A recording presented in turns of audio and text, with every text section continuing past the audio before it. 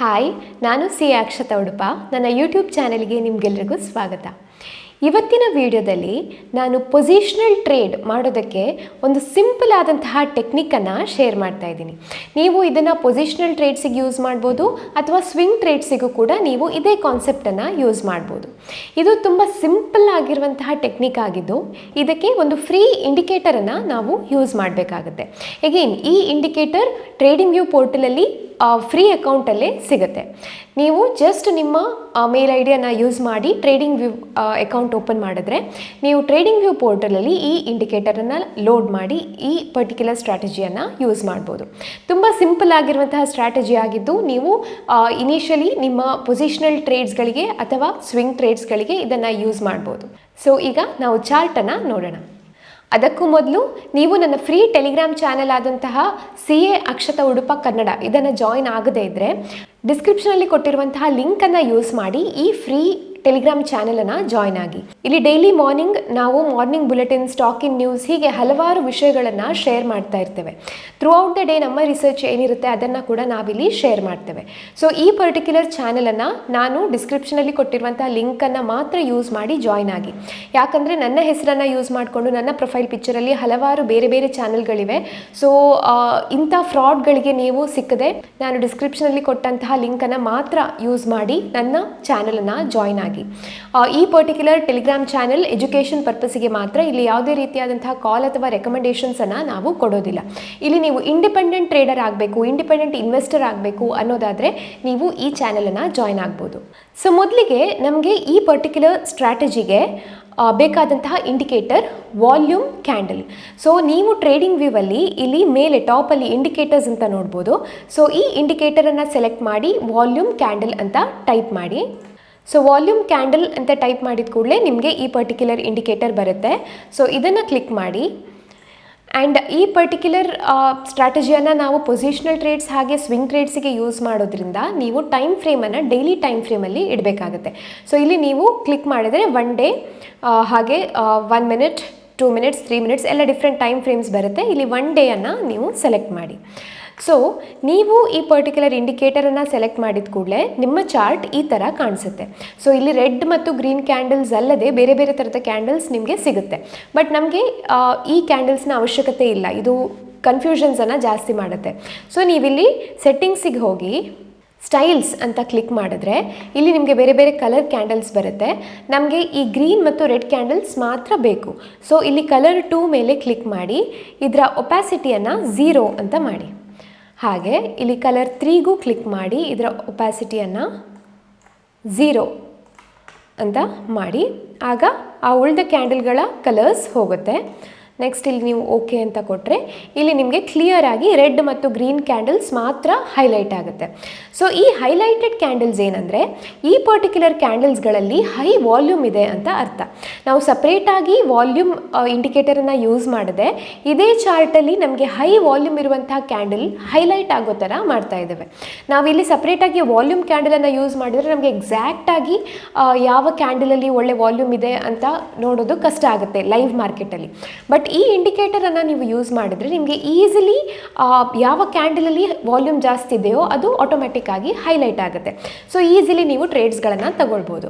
ಆದರೆ ನಾವು ಯಾವುದೋ ಒಂದು ಪಾಯಿಂಟಲ್ಲಿ ಜಸ್ಟ್ ಈ ಕ್ಯಾಂಡಲ್ ಬಂದಿದೆ ಅಂತ ಟ್ರೇಡ್ಸನ್ನು ತಗೊಳ್ಳೋಕ್ಕೆ ಸಾಧ್ಯ ಆಗೋದಿಲ್ಲ.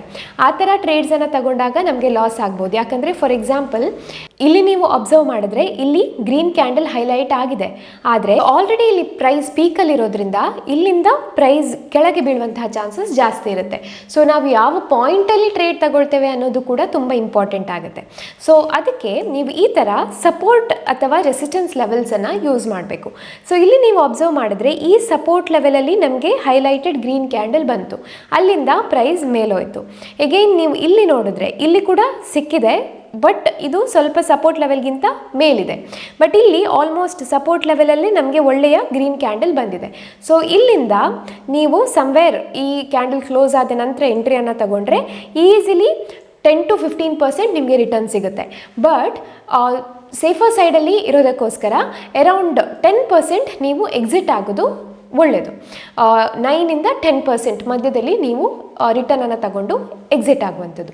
ಇನ್ನೊಂದೇನೆಂದರೆ, ನೀವು ಸ್ಟಾಪ್ ಲಾಸನ್ನು ಯಾವಾಗಲೂ ಈ ಸಪೋರ್ಟ್ ಲೆವೆಲಿನ ಸ್ವಲ್ಪ ಕೆಳಗಡೆ ಬಫರ್ ಇಟ್ಕೊಂಡು ಇಡಬೇಕು. ಯಾಕಂದರೆ ಸಮ್ಟೈಮ್ಸ್ ಸ್ಟಾಕ್ ಈ ಥರ ಡೌನ್ ಸೈಡ್ ಬಂದು ರಿಟ್ರೇಸ್ ಆಗಿ ಇದೇ ಲೆವೆಲಲ್ಲಿ ಸಪೋರ್ಟ್ ತಗೊಂಡು ಅಲ್ಲಿಂದ ಮತ್ತೆ ಬೌನ್ಸ್ ಬ್ಯಾಕ್ ಆಗುತ್ತೆ. ಹಾಗಾಗಿ ಯಾವತ್ತೂ ನಿಮ್ಮ ಸ್ಟಾಪ್ ಲಾಸನ್ನು ಈ ಸಪೋರ್ಟ್ ಲೆವೆಲ್ಗಿಂತ ಸ್ವಲ್ಪ ಕೆಳಗೆ ಬಫರ್ ಇಟ್ಕೊಂಡು ಇಡಬೇಕಾಗತ್ತೆ. ಸೊ ಇಲ್ಲಿಂದ ಈಸಿಲಿ ನಿಮಗೆ 10% ರಿಟರ್ನನ್ನು ಎಕ್ಸ್ಪೆಕ್ಟ್ ಮಾಡ್ಬೋದು. ಇನ್ನೊಂದು ರೀತಿಯಲ್ಲಿ ಟ್ರೇಡ್ ತಗೊಳ್ಳೋದಾದರೆ, ಯಾವಾಗ ನಮಗೆ ಬ್ರೇಕ್ಔಟ್ ಆಗುತ್ತೋ ಆಗ ಕೂಡ ನಾವು ಟ್ರೇಡ್ಸನ್ನು ತಗೊಳ್ಬೋದು. ಇಲ್ಲಿ ನೀವು ಅಬ್ಸರ್ವ್ ಮಾಡಿದ್ರೆ ಇಲ್ಲಿ ಒಂದು ಚಾನಲ್ ಕ್ರಿಯೇಟ್ ಆಗಿದೆ. ಅಂದರೆ ಈ ಚಾನಲ್ನ ಒಳಗೇ ಪ್ರೈಸ್ ಮೂವ್ಮೆಂಟ್ ಆಗ್ತಾ ಇದೆ.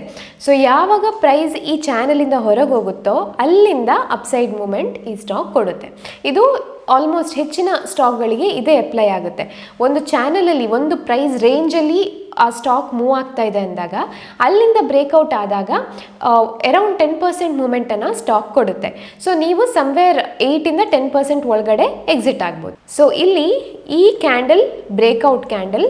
ಸೊ ಈ ಕ್ಯಾಂಡಲ್ ಕ್ಲೋಸ್ ಆದ ನಂತರ ನಾವು ಎಂಟ್ರಿಯನ್ನು ತಗೊಂಡ್ರೆ next candle next day easily around 10% ನಿಮಗೆ ಇಲ್ಲಿ ರಿಟರ್ನ್ ಸಿಗುತ್ತೆ. ಸಿಮಿಲರ್ಲಿ ಇನ್ನೊಂದು ಎಕ್ಸಾಂಪಲನ್ನು ನೋಡೋದಾದರೆ, ಇದೇ ಸ್ಟಾಕಲ್ಲಿ ಇಲ್ಲಿ ಕೂಡ ನಾವು ಚಾನಲ್ ಪ್ಯಾಟರ್ನನ್ನು ಅಬ್ಸರ್ವ್ ಮಾಡ್ಬೋದು. ಈ ಚಾನಲಿಂದ ಸ್ಟಾಕ್ ಹೊರಗೆ ಬಂದ ಕೂಡಲೇ ನಮಗೆ ಒಳ್ಳೆಯ ವಾಲ್ಯೂಮ್ ಕ್ಯಾಂಡಲ್ ಇಲ್ಲಿ ಬಂದಿದೆ.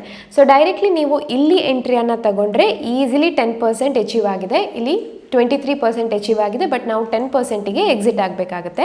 ಅಥವಾ ನೀವು ಈ ಕ್ಯಾಂಡಲಲ್ಲಿ ಎಂಟ್ರಿ ಆದರೆ, ಇದು ತುಂಬ ದೊಡ್ಡ ಕ್ಯಾಂಡಲ್ ಆಗಿರೋದ್ರಿಂದ ಹೈ ವಾಲ್ಯೂಮ್ ಇದೆ ಹೌದು, ಬಟ್ ಇಲ್ಲಿ ಪ್ರೈಸಲ್ಲಿ ಸ್ಪೈಕ್ ಆಗಿರೋದ್ರಿಂದ ನಾವು ಯಾವತ್ತೂ ರಿಟ್ರೇಸ್ಮೆಂಟಿಗೆ ವೆಯ್ಟ್ ಮಾಡಬೇಕು.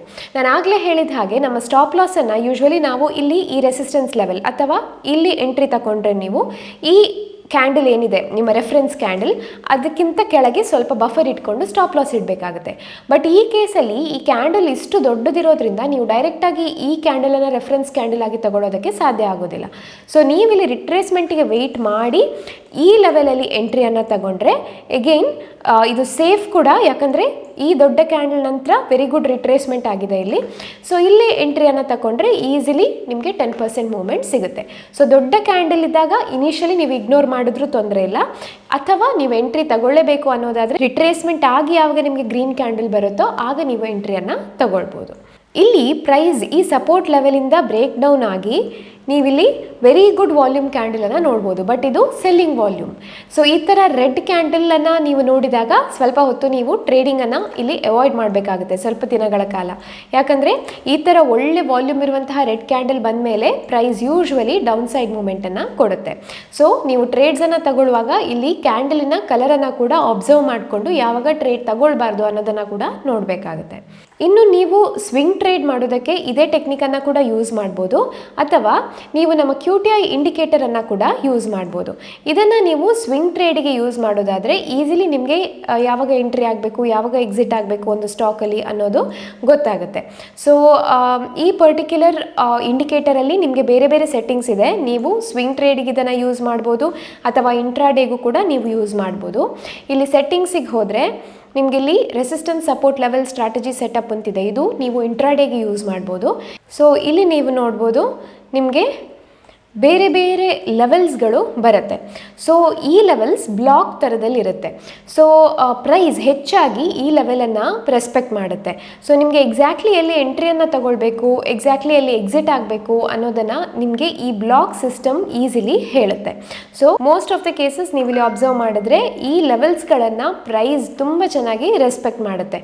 ಸೊ ಇದು ಜನರಲ್ ಲೆವೆಲ್ಸ್ ಅಲ್ಲ, ಇದು ಬೇರೆ ಬೇರೆ ಪ್ಯಾರಾಮೀಟರ್ಸನ್ನು ಯೂಸ್ ಮಾಡಿ ಸೆಟಪ್ ಮಾಡಿರುವಂತಹ ಇಂಡಿಕೇಟರ್. ಸೊ ಈ ಇಂಡಿಕೇಟರ್ ನಿಮಗೆ ಇಂಟ್ರಾಡೇ ಟ್ರೇಡಿಂಗ್ ಹಾಗೆ ಸ್ವಿಂಗ್ ಟ್ರೇಡಿಂಗ್ ಎರಡರಲ್ಲೂ ಕೂಡ ತುಂಬ ಹೆಲ್ಪ್ ಆಗುತ್ತೆ.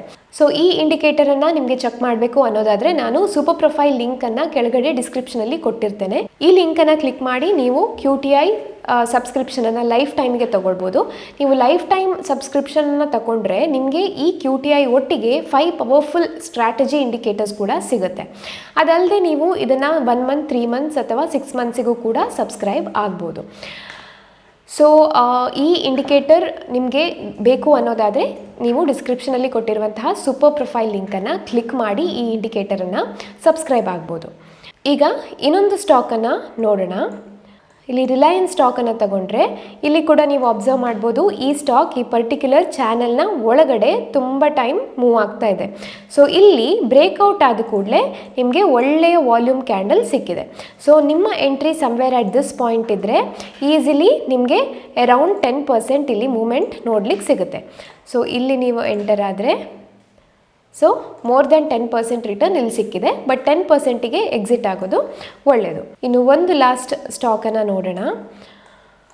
ಟೈಟನ್ ತಗೊಂಡ್ರೆ ಇಲ್ಲಿ ಕೂಡ ನೀವು ನೋಡ್ಬೋದು, ಇಲ್ಲಿ ಸ್ಟ್ರಾಂಗ್ ಆದಂತಹ ಸಪೋರ್ಟ್ ನಮಗೆ ನೋಡ್ಲಿಕ್ಕೆ ಸಿಗುತ್ತೆ. ಆ್ಯಂಡ್ ಎಕ್ಸಾಕ್ಟ್ಲಿ ಈ ಸಪೋರ್ಟ್ ಲೆವೆಲಲ್ಲಿ ನಮಗೆ green candle, highlighted green candle ಅಂದರೆ green candle with good volume ನೋಡ್ಲಿಕ್ಕೆ ಸಿಗುತ್ತೆ. ಸೊ ಈ ಕ್ಯಾಂಡಲ್ ಕ್ಲೋಸ್ ಆದ ನಂತರ ಎಂಟ್ರಿಯನ್ನು ತಗೊಂಡ್ರೆ ಈಸಿಲಿ 10% ರಿಟರ್ನ್ ನಮಗೆ ಸಿಕ್ಕಿದೆ. ಸೊ ಇದೇ ಸ್ಟಾಕಲ್ಲಿ ಇನ್ನೊಂದು ಎಕ್ಸಾಂಪಲ್ ತಗೊಳ್ಳೋದಾದರೆ ಇದು ಬ್ರೇಕ್ಔಟಿಗೆ. ಎಗೈನ್ ಇಲ್ಲಿ ಬ್ರೇಕ್ಔಟ್ ಆದಾಗ ನಮಗೆ ಒಳ್ಳೆಯ green candle with good volume ಸಿಕ್ಕಿದೆ. ಸೊ ಈ ಪಾಯಿಂಟಲ್ಲಿ ಎಂಟ್ರಿಯನ್ನು ತಗೊಂಡ್ರೆ ಆಮೇಲೆ ಸ್ಟಾಕ್ ಒಳ್ಳೆಯ ಸ್ಪೈಕನ್ನು ತೋರಿಸಿದೆ. ಸೊ ಮೋರ್ ದ್ಯಾನ್ 15% ರಿಟರ್ನ್ ಇಲ್ಲಿ ಸಿಕ್ಕಿದೆ. ಸೊ ಅರೌಂಡ್ 10%, 8ಇಂದ 10% ಒಳಗೆ ನೀವು ಎಕ್ಸಿಟ್ ಆದರೆ ಸೇಫಾಗಿ ಈ ಪರ್ಟಿಕ್ಯುಲರ್ ಇಂಡಿಕೇಟರನ್ನು ಯೂಸ್ ಮಾಡಿಕೊಂಡು, ಈ ಸ್ಟ್ರಾಟಜಿಯನ್ನು ಯೂಸ್ ಮಾಡಿಕೊಂಡು ನೀವು ಇಂಟ್ರಾಡೇ ಟ್ರೇಡಿಂಗ್ ಹಾಗೆ ಸ್ವಿಂಗ್ ಟ್ರೇಡನ್ನು ಮಾಡ್ಬೋದು. ಸೊ ಈ ವಿಡಿಯೋ ನಿಮಗೆ ಹೆಚ್ಚಿನ ಇನ್ಪುಟನ್ನು ಕೊಟ್ಟಿದೆ ಅಂತ ಅನ್ಕೋತೀನಿ. ಸೊ ನಿಮಗೆ ಈ ವಿಡಿಯೋ ಇಷ್ಟ ಆಗಿದ್ದರೆ ದಯವಿಟ್ಟು ಲೈಕ್ ಮಾಡಿ, ಹಾಗೆ ಈ ಚಾನಲನ್ನು ಸಬ್ಸ್ಕ್ರೈಬ್ ಮಾಡದೇ ಇದ್ದರೆ ದಯವಿಟ್ಟು ಸಬ್ಸ್ಕ್ರೈಬ್ ಮಾಡಿ, ಹಾಗೆ ಅಲ್ಲಿರುವ ಬೆಲ್ ಐಕಾನನ್ನು ಕ್ಲಿಕ್ ಮಾಡೋದಕ್ಕೂ ಮರಿಬೇಡಿ.